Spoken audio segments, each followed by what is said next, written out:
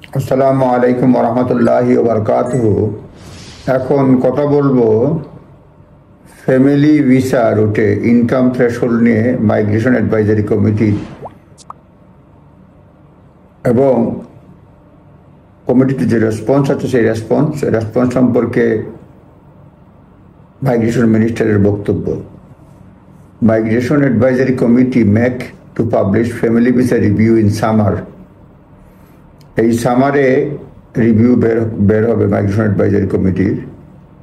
আর বর্তমানে huge response আসছে যে এই পর্যায়ে 2000-এরও বেশি মানুষ মাইগ্রেশন অ্যাডভাইজারি কমিটির এভিডেন্স রিভিউর ব্যাপারে রেসপন্স করেছে। নর্মালি এত সংখ্যক করে না, নর্মালি এটা করেছে আর কি। বর্তমানে যেটা করেছে যে মিনিমাম থ্রেশহোল্ড যেটা 80,700 করার ব্যাপারে কনসালটেশনের ব্যাপারে রেসপন্স আসছে। Seema Malhotra, minister for migration and citizenship, এমপিদের বলছে Monday the migration advisory committee is expected to publish its review of minimum income requirement for family visas this summer. সীমা মালহোত্রা এটা পার্লামেন্টে প্রকাশ করেছেন। সীমা মালহোত্রা হচ্ছে minister for migration and citizenship এবং বলছেন যে মিনিমাম ইনকাম রিকোয়ারমেন্ট যেটা এটা পাবলিশ হবে এই সামারে। তিনি পার্লামেন্ট ওয়েস্টমিনিস্টার হল ডিবেটে কথা বলছিলেন আজকে, মানে সেখানে বলছিলেন যে ডিবেট এই জন্য হয়েছে যে 180 উপরে সিগনেচার আসছে, সেই জন্য যেটা সিগনেচারে বলা হয়েছে যে মানে 80,700 যেন করা না হয়। এটা অনেক আগেই বন্ধ হয়ে গেছে, কিন্তু এর উপরে মানে বক্তব্য রাখছেন সীমা মালহোত্রা। এখন আসি মাইগ্রেশন অ্যাডভাইজারি কমিটির ব্যাপারে যেটা বলছে, পরে অন্য বিষয়টা নিয়ে বলবো। অন্য বিষয় বলতে এই যে পাবলিক পিটিশন নিয়ে বলবো, মানে 80,700 বাড়াবে কিনা সেই নিয়ে মাইগ্রেশন অ্যাডভাইজারি রিপোর্ট দিবে সামারে।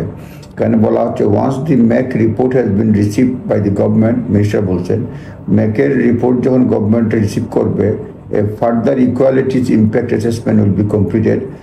এরপরে একটা ফার্দার ইকুয়ালিটি ইম্প্যাক্ট অ্যাসেসমেন্ট মানে কমপ্লিট হবে to inform any further changes that made migration মানে মিনিমাম ইনকাম রিকোয়ারমেন্ট। এই রিপোর্ট পাবে, তারপর ইম্প্যাক্ট অ্যাসেসমেন্ট করবে, তারপর তারা বাড়াবে। In response to the point raised in the debate, Minister said government is clear to position that supports the right to family.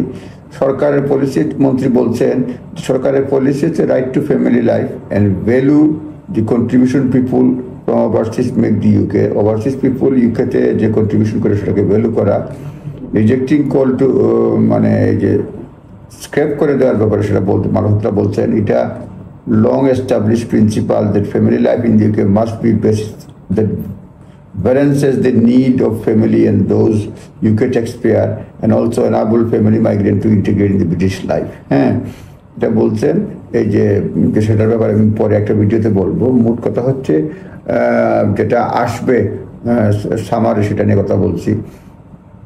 Minister also emphasized the flexibility and safeguard are available in family migration route to protect the right of family. তিনি বলছেন যে flexibility আছে to protect family right, মানে right to family life যারা আসবে তাদের ব্যাপারে।